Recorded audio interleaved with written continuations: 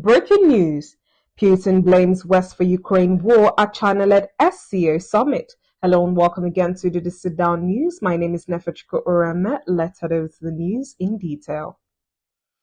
Russian President Vladimir Putin used the stage of the China-led Shanghai Cooperation Organization SCO summit to deliver a sharp rebuke of the West, blaming it for the ongoing war in Ukraine and accusing NATO of fueling instability in Eastern Europe. In a keynote address to leaders of member states including China, India, Iran, and Central Asian nations, Putin claimed the Ukraine conflict was not the result of Russian aggression, but rather the consequence of a Western-orchestrated coup in Kyiv and NATO's continued expansion toward Russian borders. He referred to the 2014 Maidan uprising in Ukraine as a turning point manipulated by Western intelligence and reiterated long-standing grievances about the alliance's push eastward. Putin emphasized that Russia's military operation in Ukraine, now in its fourth year, was aimed at protecting Russian-speaking populations and preserving regional balance against NATO encirclement.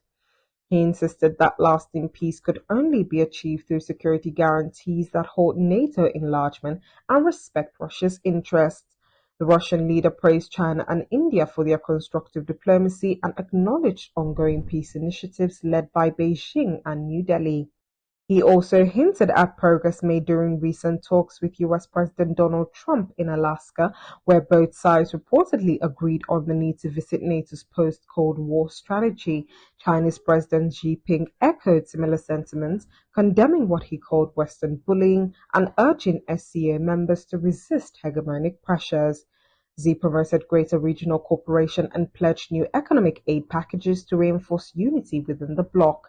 The summit held in Tianjin reflected growing efforts by China and Russia to present the SCO as a counterbalance to Western-led institutions, emphasizing multipolarity, non-interference, and regional sovereignty as guiding principles in global affairs.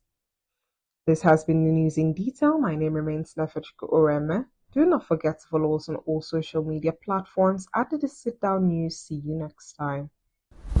Don't forget to follow us for more content.